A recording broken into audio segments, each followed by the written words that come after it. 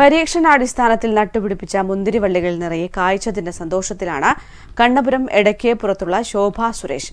വരും വർഷങ്ങളിൽ മുന്തിരി കൃഷി വ്യാപിപ്പിക്കാനാണ് ഈ വീട്ടമ്മയുടെ തീരുമാനം.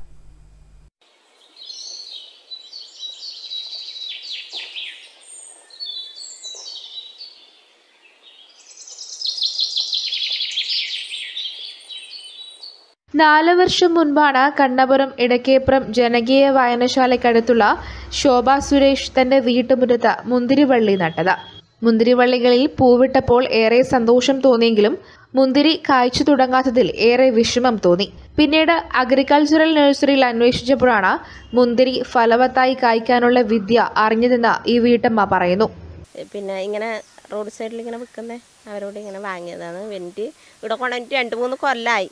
എൻ്റെ ഒന്നും പിടിക്കുന്നില്ല. എൻ്റെ കഴിഞ്ഞ പ്രാവശ്യം ഈ പ്രാവശ്യം അമ്പലത്തിൽ പോയാൽ ചെടി വിൽക്കുന്നവരോട് ഞാൻ പറഞ്ഞു എന്തിനാണ് ഇതെല്ലാം കൊണ്ടുവന്ന് വിൽക്കുന്നത്, പിന്നെ ഒന്നും ആവുന്നില്ല. അന്നേരം അവർ പറഞ്ഞു നിങ്ങളെന്നാണ് അതിൽ ഇടലെന്ന് ചോദിച്ചു. ഞാൻ പറഞ്ഞു ഒന്നും ഇടയില്ല പറഞ്ഞു.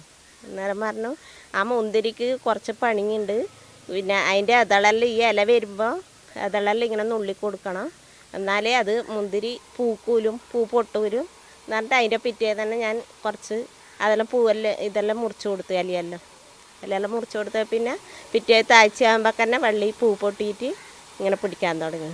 എൻ്റെ വളം ഇട്ട് കൊടുത്തത് പിന്നെ കൃഷി പിന്നെ വളം വെക്കുന്ന പിടിയിൽ പോയിട്ട് ലേശം പൊട്ടാഷ്യം ഇതും വാങ്ങി കൊണ്ടുവന്നിട്ട് അത് ഇട്ട് കൊടുത്തു തന്നെ. വേറെ ഒരു വളവും ഇനി ഇട്ടിട്ടില്ല.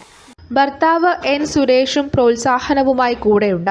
ആദ്യ വർഷങ്ങളിൽ മുന്തിരി കായ്ക്കാതിരുന്നതിനാലാണ് കൃഷി കൂടുതൽ വ്യാപിപ്പിക്കാതിരുന്നത്. ഭാവിയിൽ മുറ്റത്ത് കൂടുതൽ വള്ളി ഉണ്ടാക്കി മുന്തിരി കൃഷി വ്യാപിപ്പിക്കാനാണ് ഈ കുടുംബത്തിന്റെ തീരുമാനം. നാട്ടിൽ അങ്ങനെ കണ്ടുവരാത്ത നിറയെ കായ്ച്ചു നിൽക്കുന്ന മുന്തിരിവള്ളികൾ നാട്ടുകാർക്കും കൗതുകമാവുകയാണ്. വേണമെങ്കിൽ മുന്തിരി നമ്മുടെ നാട്ടിലും കായ്ക്കുമെന്ന് തെളിയിക്കുകയാണ് കണ്ണപുരത്തെ ഈ കുടുംബം. 1-2 കുലകളല്ല, ചെടി നിറയെ കായ്കളാണ് നമുക്ക് കാണാൻ സാധിക്കുന്നത്. എന്തായാലും അതിമനോഹരം തന്നെയാണ് ഈ കാഴ്ച. ക്യാമറമാൻ നികേഷ് താവത്തിനോടൊപ്പം ഷാരിമ രാജൻ, കണ്ണൂർ വിഷൻ.